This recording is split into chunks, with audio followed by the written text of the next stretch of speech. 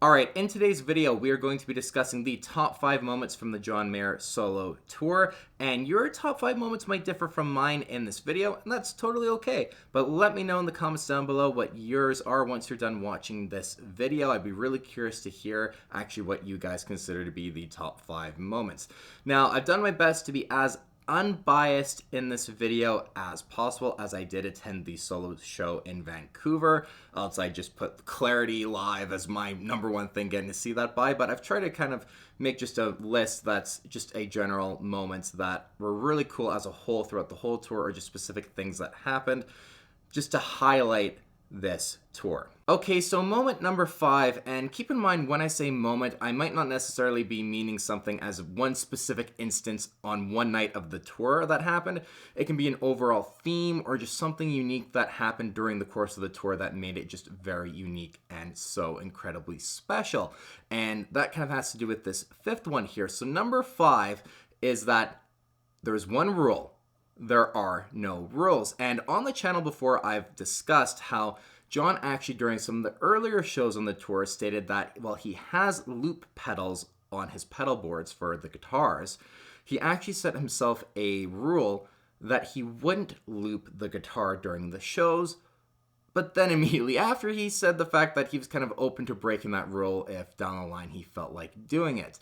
And this is something we actually saw John do as the tour went on, and as I believe at least he got more comfortable with doing this show on his own, and the whole atmosphere and vibe of the crowds and audiences at the shows he went to, he ended up breaking this rule pretty consistently. And the example we're going to take a look at here is from If I Ever Get Around to Living at the show I went to on April 10th in Vancouver.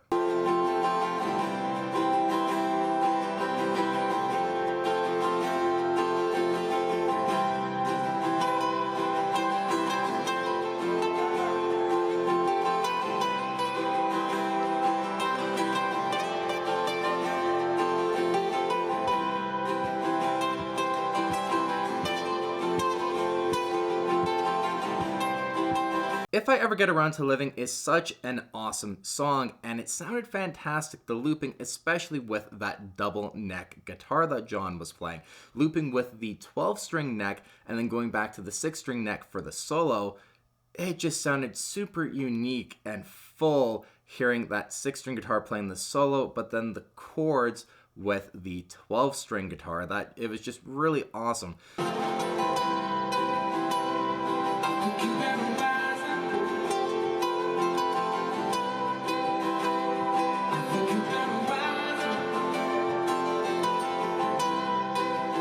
And I'm so happy that John decided to break that rule and start looping during some of the shows, because it added another dynamic to what he played. And I feel like in some of the other shows where he didn't loop, it might have made him hold back from soloing over the acoustic guitar a little bit, or just some of the arrangements of the songs definitely changed once he decided that he would start looping live. And keep in mind, you guys, looping, especially when it's just you up there on stage in front of like 15,000 people, is not easy. Especially if you're not used to doing it. Like, John never has to worry about doing that. It's something he never needs to do except for this tour. And it's extremely difficult to do, and it's a lot of pressure. So I can see why that almost might ruin the moment as the artist in a way, when you're performing in front of all these people. Okay, now you're just stressed out about hitting the looper and getting the timing absolutely perfectly and remembering everything else you're supposed to be doing. It's not an easy thing to do if you're not someone like Ed Sheeran who does it all the time, and it just becomes second nature. For John, it's not necessarily that kind of thing.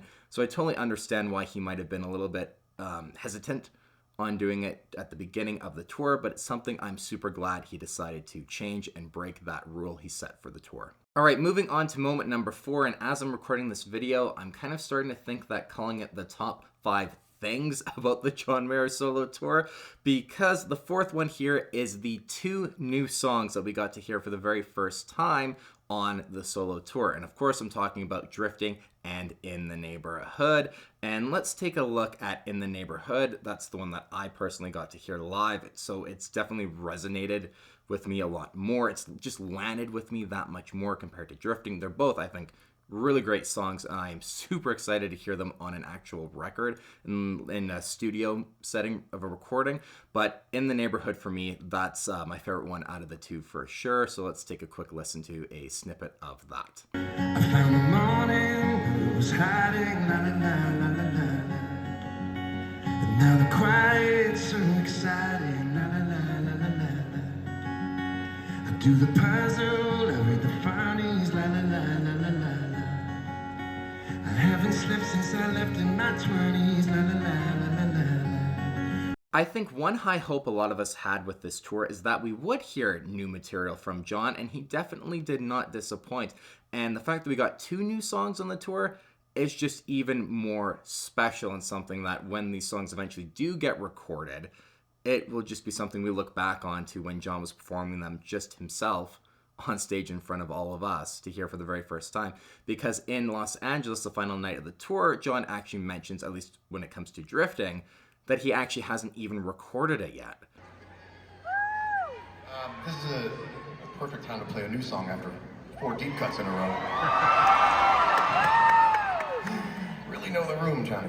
Oh, that's really nice, because that's a reference to the song I'm about to play. So that, even though the song is not recorded, nor is it released, there's a sign for it, and that makes me feel great. He's just been performing it live and testing it out, and now he knows where these songs are going to go. They mean something to people, and the fact that people are actually requesting them already at shows is something that he said was just truly special. And I can't imagine what that must feel like for someone like John to be like, okay, I'm going to play a new song for everyone. They've never heard it before. They're expecting their Gravities, their Daughters, their Slow Dancing to Burning Rooms. But I'm going to go and play something new that is untested. And the fact that shows later, people are holding up signs because they want to hear it performed, that's just amazing. And I just am really happy for John, the reception of these 2 songs. As a Mayor fan, it makes you feel good to see moments like these happen throughout the tour. All right, moment number 3, and it actually is a one-off moment that we are going to discuss next. And this is one where I struggled where I would put it in the placement of this video, but I think this is truly where I believe this one lands, and it occurred during the Palm Springs show. And this is where actually Greg Fillinganes, who of course performed with John during the Sob Rock tour, actually comes out to play the piano for Gravity while John plays the electric guitar. And it was just brilliant. If you guys haven't seen the footage from this performance with John and Greg, it's linked in the description down below.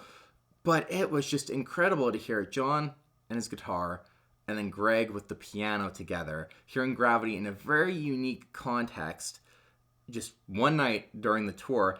And then this allowed John to actually just go crazy with the guitar and actually perform a solo for Gravity for everyone in the stadium, with the piano as kind of the backing band, and that's all you hear. John's lead guitar sound, and then the beautiful piano played by Greg.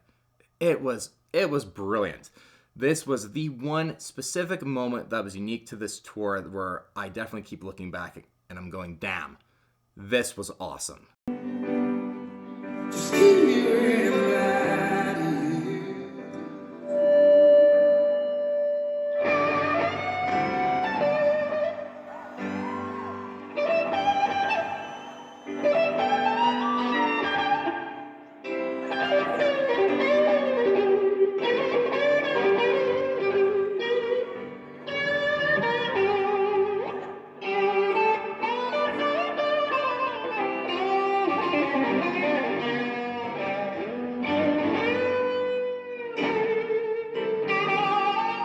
Now, I know that this tour, at its purest form, was an acoustic tour. That's what we all were expecting. However, with the Dumble ODS and the 64 Vibra Verb on stage, I was hoping for a little bit more lead electric guitar sounds, maybe with looping or something on this tour, and maybe that's something we'll see in the upcoming legs. But we really got to hear it open up for Gravity. I know Changing was one that John performed every single night, and you got to actually hear lead electric guitar every single night. However, this was just, I really enjoyed this. I thought this was really cool. The guitar sounded great. Even the opening of Gravity, where John's kind of jamming a little bit with Greg on the piano.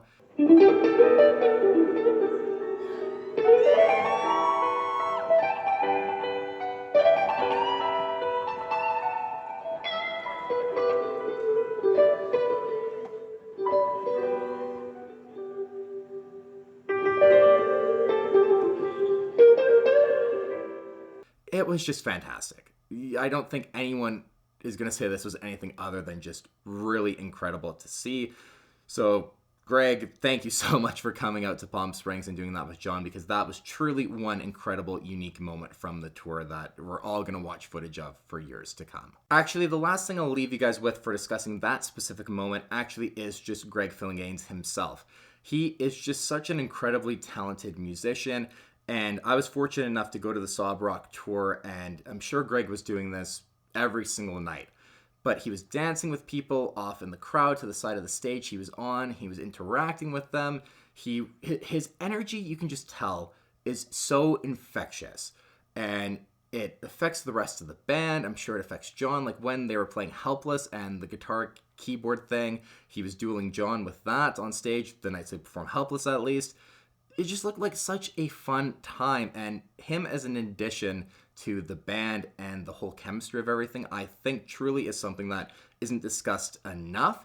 And I really hope that in the future we get more of Greg Phillinganes in the studio with John and in future tours, because he was just a fantastic addition as a musician, as a performer, just brilliant. Greg is fantastic, and I just felt like that is something that might not get discussed enough, and I just wanted to mention that in this video, especially when we're discussing something that Greg added to the John Mayer solo tour. So the second moment or thing during the tour, and this actually just has to do with another way the tour really evolved, but it has to specifically do with the set list. Now, with the solo tour, as people started to bring signs and request songs, John actually started to say, hey, I'm not going to just stick with a very strict set list. I'm going to go out, and if there's a song that someone wants me to perform that night, I have the luxury of actually being able to do it, because it's just John up there. He can change his set list on the fly, even just in the moment. If, for example, Neon's coming up, but then in his mind he knows, okay, next I'm supposed to play Neon, but maybe I want to play In Your Atmosphere instead. He doesn't have to tell anyone. He might just have to communicate with Jeremy, hey, bring me a different guitar. I know that's maybe not the best example because they're two very vastly different tunings for those songs, but you guys get what I'm trying to say. Without the rest of the band behind him to communicate with, hey, we're going to change it up and change something we're doing, especially if everyone needs to grab a different guitar that's tuned differently or whatever.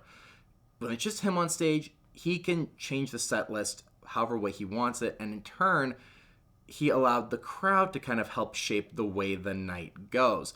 And I know on the channel I've discussed an incredibly special moment for me personally, getting to hear Clarity perform live for the very first time, which was a song that John had on the set list for Vancouver.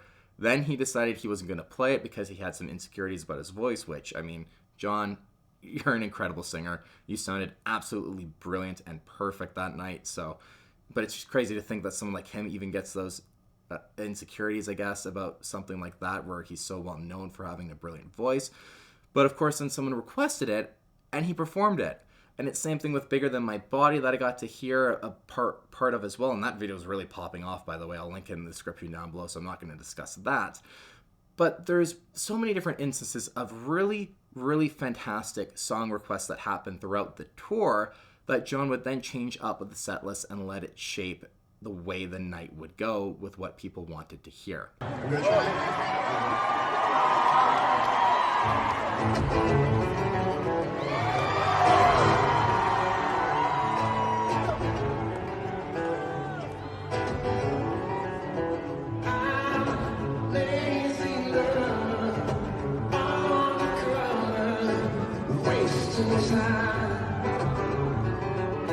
Now, I think one of the most clever ways any of us have ever seen a song get requested, and it's one that John actually reposted from that night on his Instagram story, was that someone did kind of like a Price is Right thing where they had 3 doors and behind them was a different song request. And John saw that and he just mentioned, he's like, that's brilliant. That's super clever. And you know what? I'm going to pick one, and whatever it is, whether I know it or not, if it's not my song, I'm just going to wing it and I'm going to do it because he thought it was so awesome. And so that was just really cool to see those interactions with the crowd as well. And in that instance, he got Love Is a Verb. A chartreuse sign that says, surprise song request, pick one, A, B, C. This is one of the most psychologically manipulative and brilliant sign ideas I've ever seen in my life. I'll tell you what, this sign is so clever, I will play the song that I should. Whether I know it or not, it is too good an idea. You win on cleverness alone. Let's do this Price is Right style. I'm gonna go B, Bob. I'm gonna go B, Bob. I say B.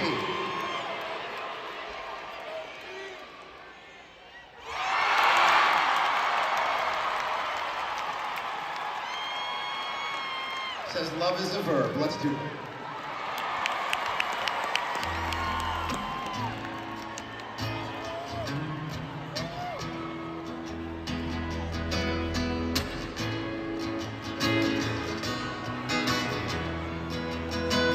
Love is a verb. It ain't a thing. I think if I had to pick my three in that instance for a door that John could open and then he'd perform that song, it'd probably have been Clarity, Good Love Is on the Way, and then In Repair. That'd be my top probably three, or maybe Assassin. That'd be something I'd suggest. But there were so many fantastic song requests that really every night became very special just based on what people requested and what people wanted to hear at the show. Now, again, I mentioned Clarity for me was really special. Bigger Than My Body, a little bit of that was incredible as well. Some lucky people got Good Love Is on the Way acoustically, which was my favorite John Mayer Trio song. There was Love Is a Verb in that instance, again, The Price is Right sort of thing. There were just so many amazing song requests, and I think that also made John maybe realize that, okay, there's songs like Bigger Than My Body, where obviously people want to hear it and that song means something to them. So maybe this might help shape John's set list in the future when it comes to a full band context, where maybe he might say, you know what, let's forget some of the hits and play some of these other songs that people just don't get to hear that often. And that's my hope out of this tour, is that John might start to bring back some older songs or some deep cuts and make them not as deep cuts anymore and get them actually out there where people can love them, because a lot of us love these different songs for different reasons.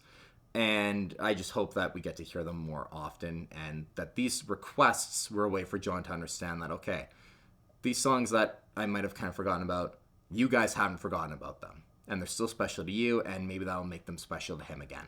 All right, and the last moment of the John Mayer solo tour that we're going to discuss actually has to do with the tour as a whole and how it's kind of shaped the future as John Mayer fans, what this tour has actually resulted in.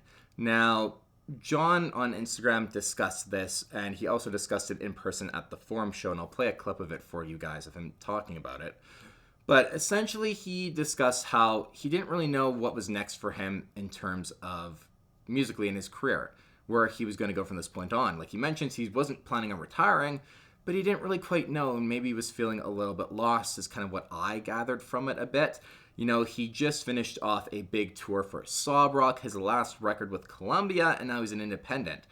So he's got a lot of freedom, but with freedom also means that you have so many ways to go, you might not be sure which way is necessarily the right one. But just hearing him say what this tour meant to him and how it's given him clarity, and now he knows and has he's got his mind set on what he wants to do and how he can actually, he knows what the next few albums are going to be like.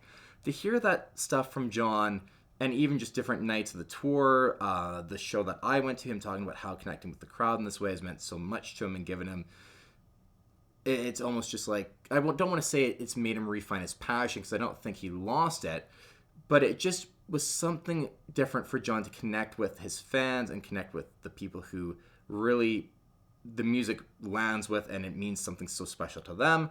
You guys know what I'm trying to say. I think just for John to see this love and support for new songs getting requested in the night, the love from the crowd, hearing all these deep cuts, and just the fact that he can go up there just himself an acoustic guitar, fill an arena of 15,000 people, and just have a beautiful moment and a beautiful evening with the crowd and his fans. I think it's just something that this tour really was unique in terms of a tour. It was very unique, and this is something that you don't really get with any other tour of John's.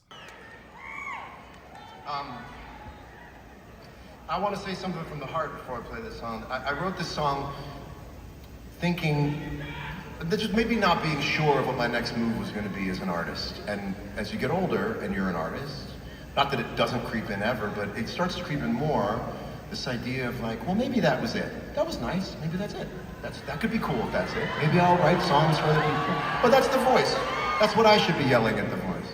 And so I wrote a couple of songs that are very kind of indicative of this idea that I'll just go anywhere. I'll just see what's up. I'll see what's next. And I'm here for it being here for.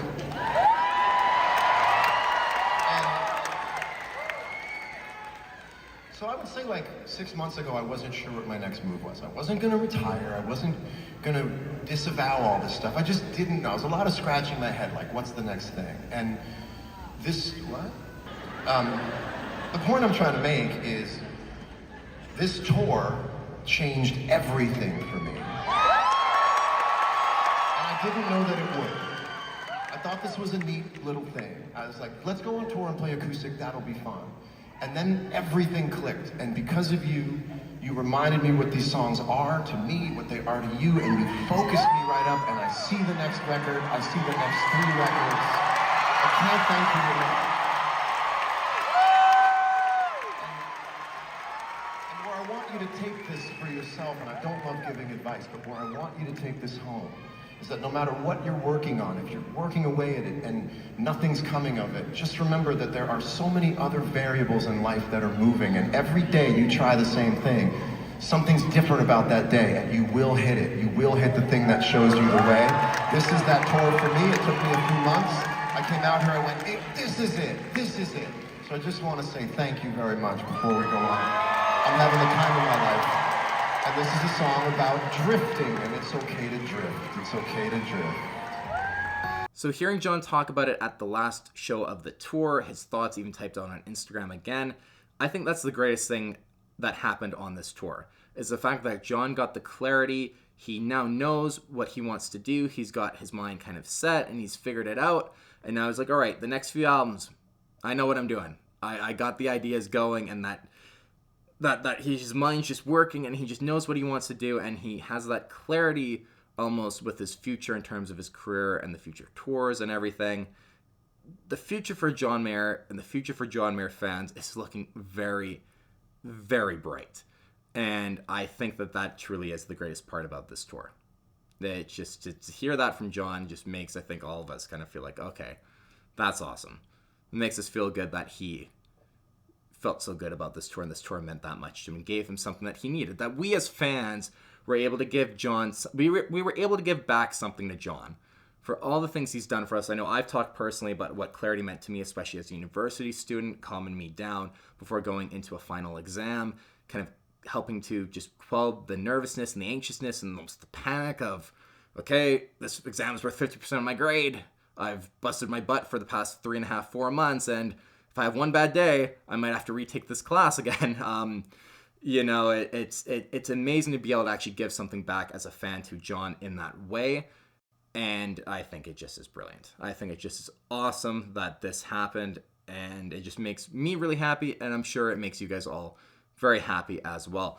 So there you guys go. Those are my top 5 things, moments, whatever you want to call them about the John Mayer solo tour. Those are kind of some highlights to kind of put 2 ends of this part of the tour, at least until we get the next leg, which is just strictly the US. Unfortunately, if he was doing Vancouver again, I'd definitely go and see it, but you never know. Something might change, and maybe I'll pop down to LA and see this tour. So guys, please let me know in the comments down below your top 5 moments, things, whatever about the tour. The top 5 things that you love the most about the John Mayer solo tour, or just your general thoughts about the tour as well. I'd love to hear them in the comments down below. And if you stuck with me until this point, thank you very much. I really appreciate you. If you haven't subscribed to the channel, please consider subscribing. Give the video a thumbs up too if you liked it. All that, housekeeping stuff I gotta say in every video. And until next time, you guys, thank you so very much for watching.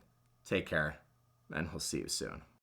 Anyway, go ahead and click the subscribe button if you like what you see.